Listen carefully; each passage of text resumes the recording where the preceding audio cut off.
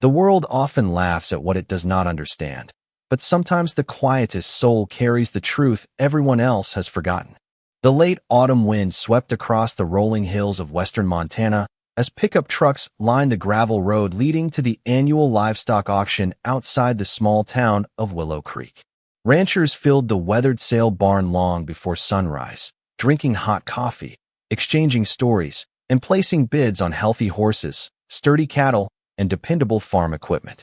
Among the crowd walked Sarah Mitchell, a 62-year-old widow whose calm smile rarely revealed the loneliness she had carried since losing her husband 3 years earlier. Her modest ranch sat only 12 miles away, and although money had become tighter with each passing season, she still believed every living creature deserved kindness before judgment. Most people recognized Sarah as the woman who never hurried, never raised her voice, and somehow managed to keep her small ranch running through patience instead of pride. She had not come searching for the strongest horse or the youngest one. She simply hoped to find an animal that still deserved a peaceful home. As the auction continued, buyers eagerly competed for healthy quarter horses while the auctioneer's voice echoed beneath the wooden rafters. One after another, beautiful animals found new owners within seconds. Then the atmosphere shifted. 2 handlers slowly guided an elderly dark bay horse into the ring. Its cloudy eyes stared into empty space. Its movements were cautious, and every step suggested the weight of many long years. The auctioneer cleared his throat before announcing that the horse was completely blind, approximately 24 years old, and no longer useful for ranch work. A few uncomfortable laughs echoed through the crowd. Someone muttered that feeding the old horse would cost more than it could ever earn. Another rancher joked that even coyotes would probably ignore such an animal. The laughter grew louder as no one raised a bidding card. The old horse simply stood in silence, ears gently moving toward every unfamiliar sound, while its black mane shifted with the cool breeze. Drifting through the open barn doors, Sarah quietly watched the forgotten animal. She noticed something others ignored. Although blind, the horse remained calm instead of frightened. Its posture still carried quiet dignity, as though it had once belonged somewhere it deeply trusted. Without hesitation, Sarah slowly lifted her bidding card. The room became strangely quiet. The auctioneer looked almost surprised before calling her bid. No one challenged it. Within seconds, the sale was complete. More laughter followed as several ranchers shook their heads. One elderly cattleman smiled sympathetically and asked Sarah why she would spend good money on an animal that could never work another day. Sarah simply answered, "Not everything valuable has to earn its place." As paperwork was completed, she gently clipped a lead rope onto the horse's halter and whispered, "Your name is Rusty now. You are going home." The old horse lowered its head peacefully, following her careful footsteps across the gravel parking lot toward her weathered pickup truck and livestock trailer. Just before reaching the trailer, an expensive black sport utility vehicle rolled slowly into the auction yard. The driver stepped out wearing polished boots, an expensive Western jacket, and the confident smile of a successful businessman. Nearly everyone greeted Victor Hayes with admiration. He was known throughout the county as the man who had transformed neighboring ranches into profitable investments and rarely attended public events without drawing attention. Sarah paid little notice as she continued guiding Rusty toward the trailer. Then something unexpected happened. The blind horse stopped instantly. Every muscle in its aging body tightened. Its ears locked onto the sound of Victor's footsteps crossing the gravel. Rusty lifted his head higher than Sarah had seen all morning, released a deep, anxious whinny that silenced the entire parking lot, and refused to take another single step while facing directly toward the man everyone else believed had nothing to hide. Sarah remained perfectly still, her hand resting gently on the lead rope while Rusty refused to move. The cheerful conversations filling the auction yard slowly faded as several ranchers noticed the old horse standing with unusual determination. Rusty's cloudy eyes could not see the expensive sport utility vehicle parked only a short distance away, yet every part of his body seemed focused on the sound of Victor Hayes walking across the gravel. His ears pointed forward, his breathing became noticeably heavier, and another deep whinny echoed through the cool Montana morning. Sarah softly stroked the horse's neck, hoping to calm him. Until that moment, Rusty had behaved with remarkable patience despite the noisy auction, unfamiliar people, and constant movement surrounding him. Now something had changed completely. Victor paused for a moment and looked toward the old horse with mild curiosity before offering a polite smile. "Looks like your new friend is having a rough morning," he said casually as he adjusted the cuff of his expensive Western jacket. Sarah smiled politely, but said nothing. She gently encouraged Rusty forward once more. The horse reluctantly took several careful steps only after Victor continued walking toward the auction office and disappeared inside the building. As soon as the sound of Victor's footsteps faded, Rusty's body relaxed almost immediately. Sarah noticed the change, but convinced herself it was probably nothing more than coincidence. During the drive back to her ranch, Rusty stood quietly inside the livestock trailer without making a sound. The familiar rhythm of the highway seemed to settle him, and by the time Sarah turned onto the narrow gravel road leading home, the old horse appeared completely peaceful again. The Mitchell Ranch stretched across nearly 120 acres of rolling pasture bordered by pine-covered hills and a winding creek that supplied fresh water throughout the year. The fences were weathered but sturdy. The red barn showed its age with faded paint, and the modest white farmhouse overlooked open fields that had belonged to Sarah's family for decades. After opening the trailer gate, Sarah gave Rusty all the time he needed to step carefully onto the ground. The old horse slowly explored his new surroundings by listening instead of looking. His ears constantly moved toward birds singing in nearby cottonwood trees, the gentle sound of water flowing through the creek, and the distant wind brushing across the tall prairie grass. Sarah watched quietly as Rusty memorized every sound and every familiar scent surrounding the ranch.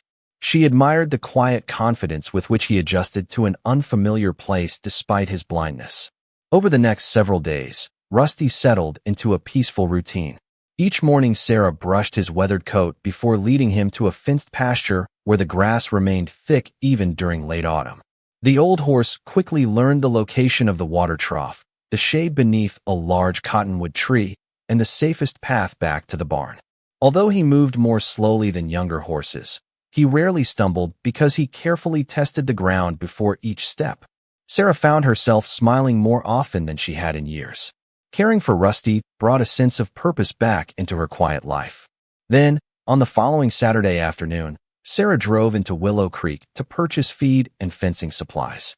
Rusty remained peacefully grazing near the front pasture closest to the county road. Less than an hour later, the familiar sound of an approaching engine drifted across the ranch. A black sport utility vehicle slowed beside the front gate before turning into the long gravel driveway. It belonged to Victor Hayes. He had come to introduce himself as Sarah's new neighbor and welcome her to an upcoming community fundraising event. Sarah stepped onto the front porch with a friendly smile, unaware that Rusty had already frozen in the pasture nearly 100 yards away. The old horse lifted his head toward the distant engine, his ears locked onto the unmistakable sound of the visitor's voice, and without hesitation he released the same powerful, uneasy whinny that had silenced the auction yard only a few days earlier. Victor Hayes smiled warmly as he stepped onto the porch and thanked Sarah for welcoming him. He spoke with the easy confidence of a man who had spent years earning the respect of the community. He explained that he owned several successful ranch properties nearby and enjoyed helping local families whenever he could. Sarah appreciated his kindness and invited him to stay for a cup of coffee. While they spoke inside the farmhouse, Rusty's uneasy whinnies continued drifting across the pasture every few minutes. Sarah finally excused herself and walked outside. The old horse stood perfectly still near the fence closest to the house, his head lifted toward the porch. Although his cloudy eyes could not possibly follow movement, his ears remained fixed on Victor's voice whenever it carried through the open windows. The moment Victor finished his visit and drove away, Rusty slowly lowered his head and returned to grazing as peacefully as before. Sarah leaned against the fence, watching him with growing curiosity. It was the second time the same reaction had happened, and coincidence no longer felt like a satisfying explanation. During the following week, life settled back into its familiar rhythm. Frost covered the pasture each morning before giving way to bright autumn sunshine by noon. Sarah repaired sections of old fencing, stacked firewood beside the farmhouse, and prepared the barn for the approaching Montana winter. Rusty continued learning every corner of the ranch with remarkable patience. He carefully counted his steps between the barn and the water trough, paused before uneven ground, and always found the same shaded spot beneath the large cottonwood tree each afternoon. Watching him adapt inspired Sarah every single day. She often found herself speaking to him while completing chores, telling him stories about her late husband, the ranch they had built together, and the quiet life they had once imagined growing old together. Rusty always listened calmly, occasionally turning one ear toward her voice as if he understood every word. One afternoon, Sarah's longtime neighbor, Daniel Brooks, stopped by to borrow a post-hole digger. Daniel had known Sarah and her husband for more than 20 years and rarely missed an opportunity to check on her. As they stood beside the barn, Rusty wandered nearby with his usual gentle confidence. Daniel admired the old horse and remarked that despite his blindness, he carried himself with unusual awareness. Sarah hesitated for a moment before telling Daniel about Rusty's strange reactions whenever Victor Hayes appeared. Daniel chuckled softly and suggested that horses often remembered voices, scents, or unpleasant experiences far longer than people realized. He explained that many ranch horses could recognize owners after years apart simply by hearing them speak. Even so, he admitted Rusty's behavior sounded unusually intense. Before leaving, Daniel quietly added, "Animals usually have a reason. We just do not always understand it right away." His words stayed with Sarah long after his truck disappeared down the gravel road. That evening, she carried an old wooden storage box down from the attic while searching for winter blankets. Inside, she discovered several dusty folders that had belonged to her late husband, Thomas Mitchell. Most contained ordinary ranch expenses, equipment receipts, and grazing permits. But tucked beneath them lay an aging county property map marked with handwritten notes she had never seen before. Several boundary lines surrounding the Mitchell Ranch had been circled in faded blue ink. One corner contained a single sentence written in Thomas's careful handwriting. "Something about the Hayes transfer has never made sense." Sarah stared at the words as a chill settled over the quiet farmhouse. Outside, Rusty suddenly lifted his head from the pasture and released another long, uneasy whinny into the still evening air, as though somewhere beyond the fading sunlight, an old memory had begun waking once again. The sentence Thomas had written refused to leave Sarah's mind. She carried the faded property map to the kitchen table and carefully spread it beside several old county tax records she had kept for years without ever examining closely. Most of the documents appeared ordinary, but the handwritten circles surrounding the eastern edge of the ranch matched land that now belonged to Victor Hayes. Sarah remembered Thomas mentioning years ago that property lines in Willow Creek had changed after several neighboring ranches were sold, yet he had never explained why the subject bothered him. She quietly wondered whether he had discovered something before his passing that he simply never had the chance to finish investigating. The following morning, Sarah drove into town and visited the small public library, where county records dating back decades were stored in a quiet archive room. The librarian, Martha Jenkins, had known Sarah since high school and happily pointed her toward old property maps and newspaper collections. Hour after hour, Sarah compared ownership records, newspaper announcements, and handwritten survey notes. Most transfers followed predictable patterns until she reached documents from nearly 25 years earlier. Several adjoining ranches had changed ownership within only a few months, including the property that Victor Hayes now proudly called his original investment. Curiously, the names listed before Victor's ownership seemed familiar. One family name appeared again and again beside horse breeding records and local ranch competitions. It was the Carter family, respected horse trainers whose operation had disappeared almost overnight according to old newspaper articles. One article mentioned that several horses were sold at auction after the ranch unexpectedly closed, but the report never explained what became of the owners themselves. Sarah copied the article before returning home with more questions than answers. Late that afternoon, she found Rusty standing quietly near the old section of fencing that bordered an abandoned trail leading toward the eastern hills.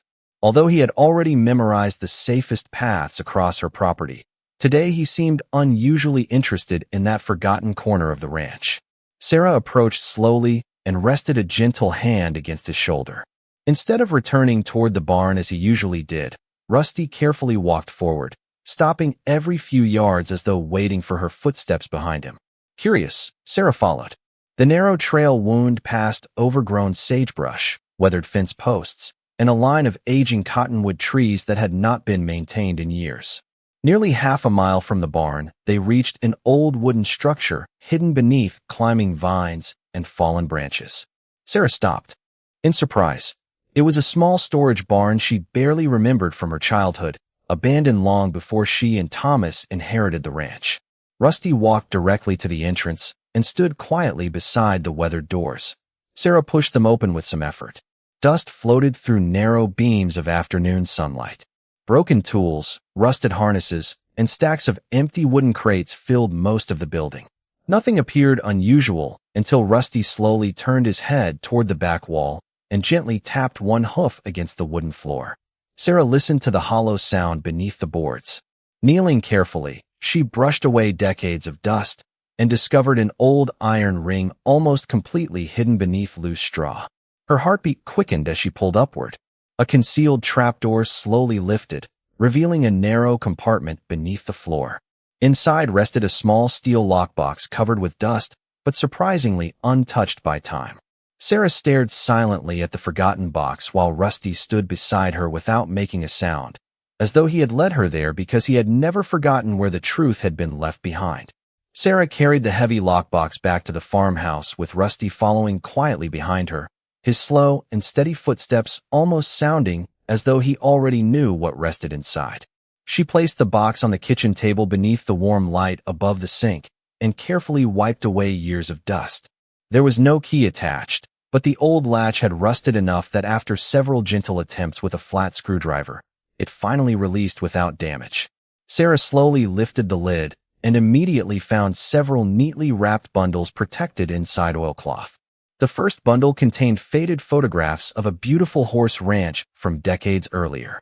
Families smiled beside white fences, children posed with ribbons earned at county fairs, and standing proudly among them was a younger dark bay horse with a black mane and a distinctive white star on his forehead. Sarah gently picked up the photograph and compared it to Rusty, who quietly rested outside the open kitchen door. Age had faded his coat and clouded his eyes, but the white marking was unmistakable. Rusty had once belonged to the Carter family. Beneath the photographs lay a leather journal. Its cover showed years of wear, but the pages remained readable. Inside, the entries had been written by Benjamin Carter, the former owner of the neighboring ranch Sarah had read about in the library.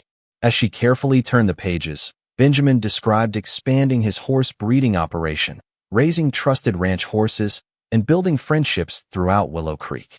Then the tone suddenly changed. Later entries spoke of unexpected financial pressure, confusing legal documents, and disagreements over neighboring property boundaries. Benjamin repeatedly mentioned meetings with businessmen promising quick solutions that never seemed to benefit local ranch families. One name appeared several times: Victor Hayes. Sarah stopped reading and quietly looked toward Rusty.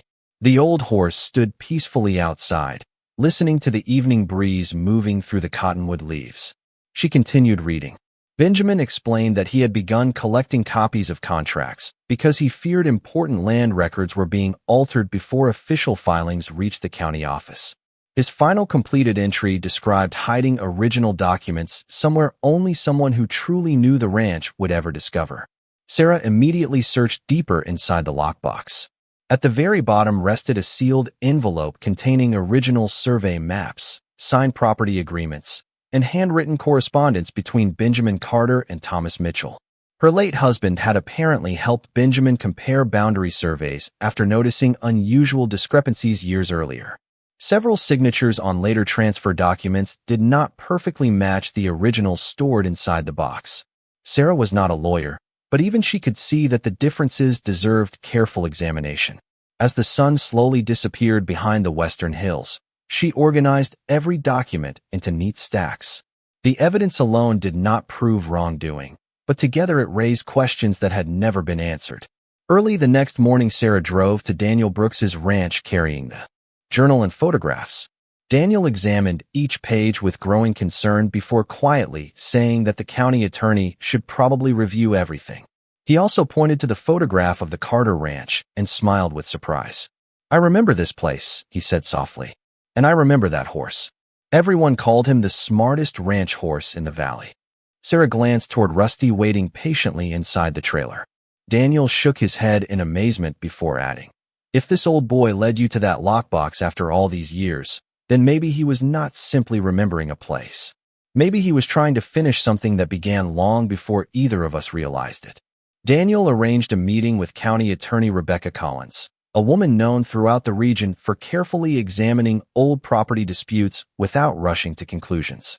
2 days later, Sarah carried Benjamin Carter's journal, the original survey maps, the photographs, and Thomas Mitchell's handwritten notes into the county office. Rebecca spent nearly 3 hours reviewing every page in complete silence. She compared signatures, examined survey dates, and matched property descriptions against official county records stored in secure archives. When she finally looked up, her expression had changed. She explained that the documents did not immediately overturn decades of ownership records, but they presented enough credible evidence to justify reopening the historical transfer file. Several signatures appeared inconsistent with certified copies kept by the county, and more importantly, Benjamin's original survey maps described boundary markers that had disappeared from later filings. Rebecca requested permission to retain certified copies while Sarah kept the originals safely at her ranch. During the following week, survey specialists visited several properties surrounding Willow Creek to compare existing boundaries with the measurements recorded in Benjamin's documents. Their work attracted quiet attention throughout the community. Before long, neighbors began asking questions. Some believed an old paperwork mistake was finally being corrected. Others insisted nothing significant would ever come from records buried for nearly a quarter of a century. Victor Hayes remained calm whenever anyone mentioned the investigation. He publicly welcomed the review, saying he had purchased every acre legally and had nothing to fear from honest examination. His confidence reassured many people in town, yet Sarah could not forget the way Rusty reacted every time Victor's voice came near. One crisp Saturday morning, Rebecca called Sarah with unexpected news.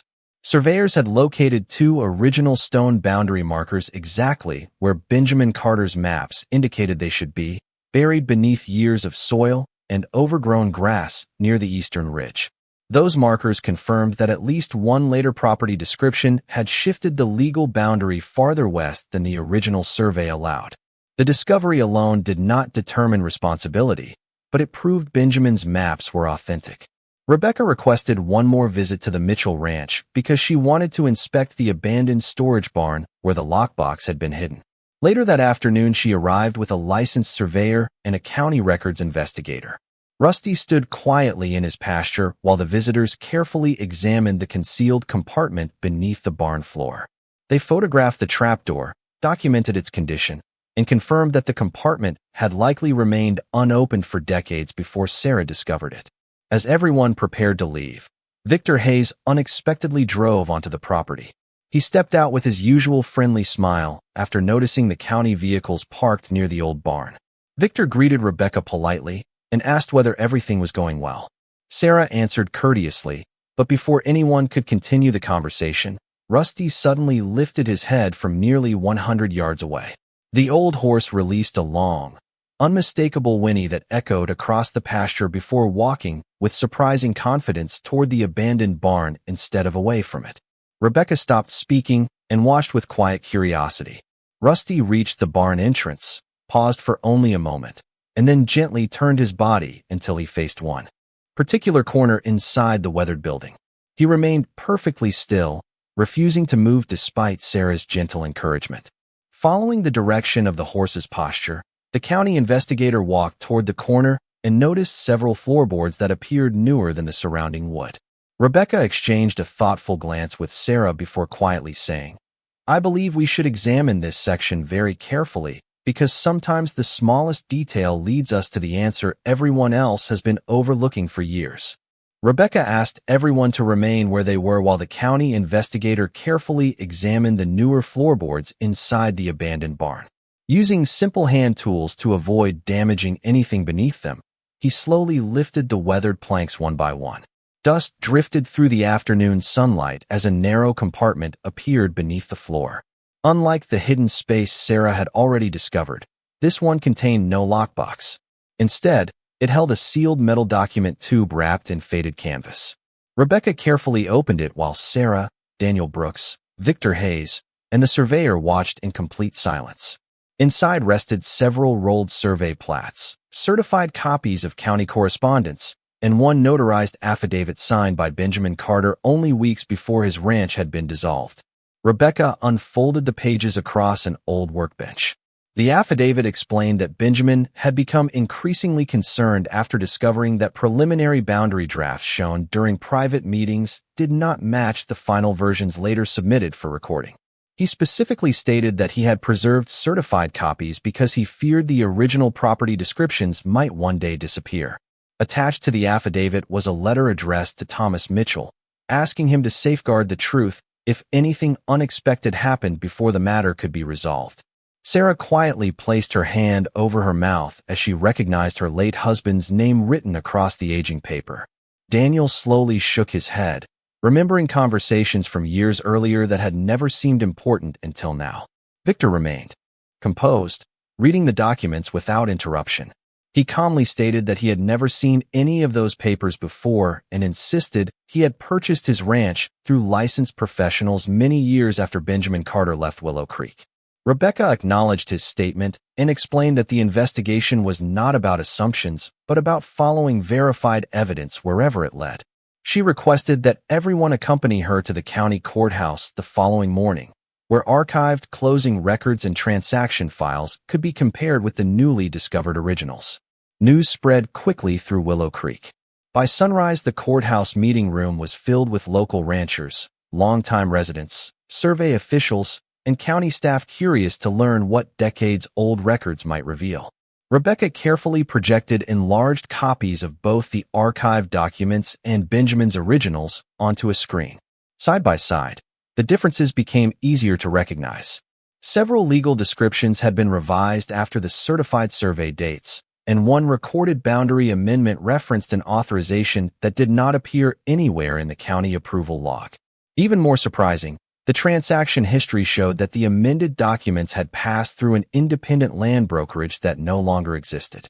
Investigators soon confirmed that Victor Hayes had not owned or managed that brokerage at the time.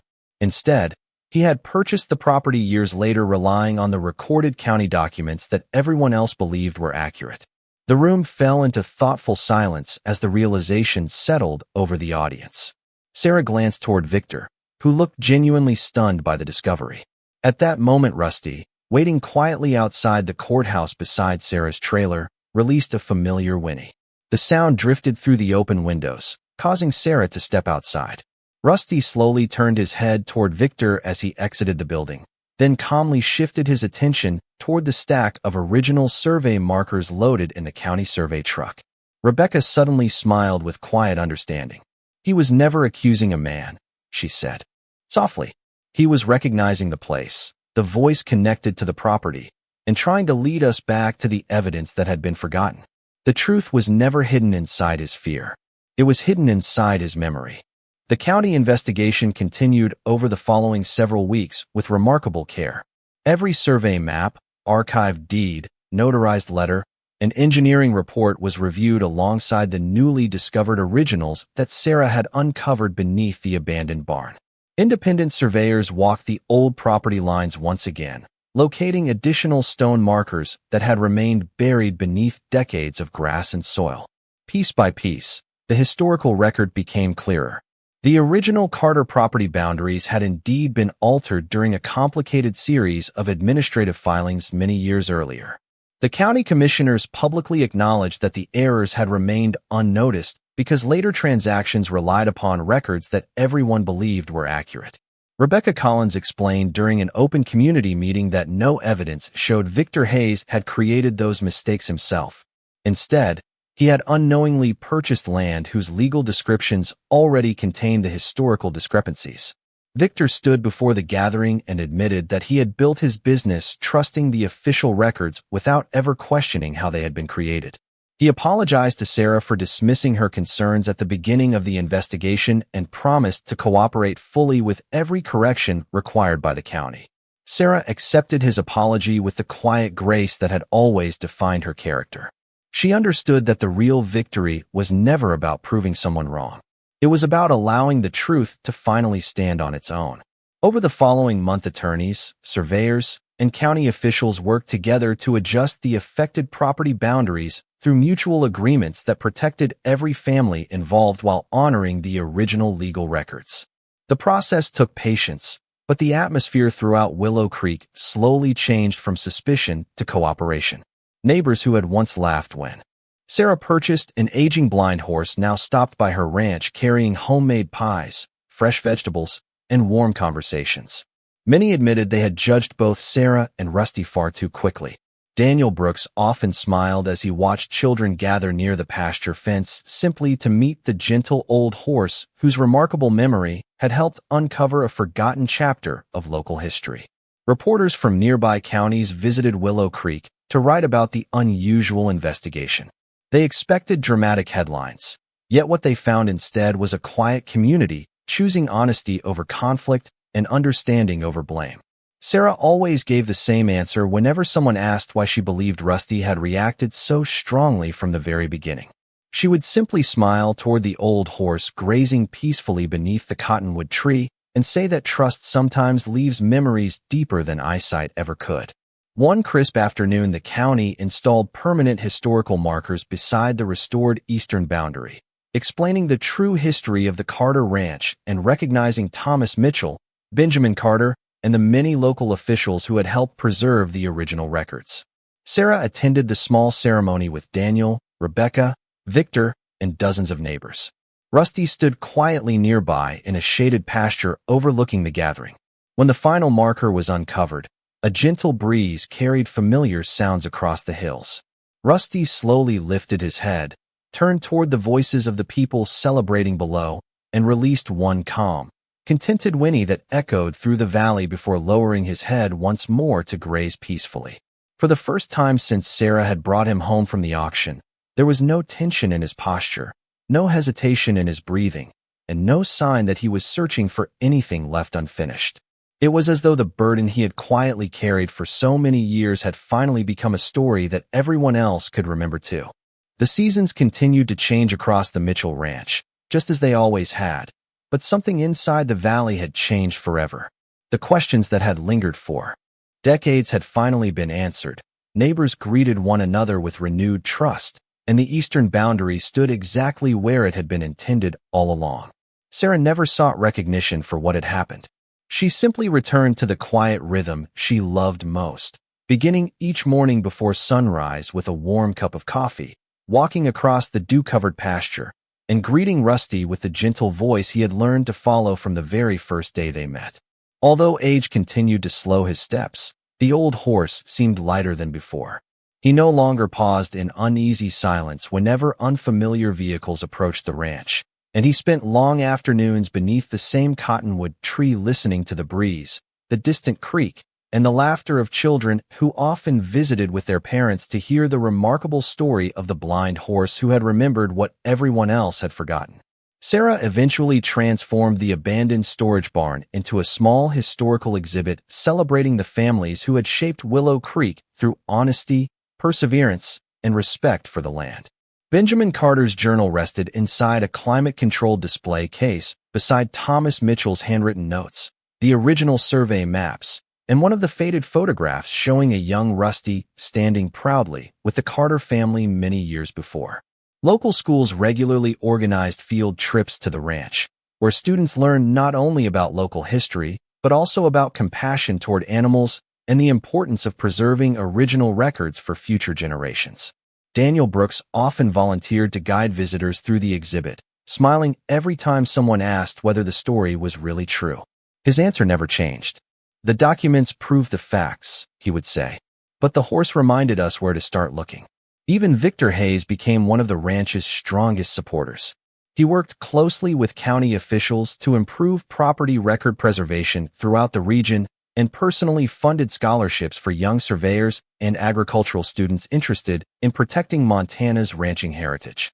Over time, he and Sarah developed a sincere friendship built not upon the mistakes of the past, but upon a shared commitment to making certain the future would be better than history. Nearly 2 years after the investigation had ended, Sarah noticed that Rusty preferred resting beneath the cottonwood tree more often than walking the pastures. His appetite remained steady, and the local veterinarian assured her that he was simply enjoying the peaceful years every old horse deserved after a long life. One cool spring morning, Sarah carried his favorite brush into the pasture and found him resting comfortably beneath the spreading branches, surrounded by birdsong and fresh green grass. She sat quietly beside him, gently brushing his weathered coat while speaking softly about everything they had experienced together. Rusty leaned into her familiar touch one last time before peacefully drifting into his final rest, surrounded by the home he had helped protect without fear, struggle, or suffering. The entire community gathered a week later beneath the same cottonwood tree to honor the remarkable animal whose quiet memory had reunited neighbors with their own history. A simple wooden plaque was placed beside the tree.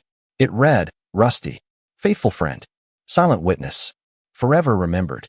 Every spring afterward, when warm winds carried the scent of fresh grass across the hills of Willow Creek, visitors would pause beside that plaque before walking through the little history barn.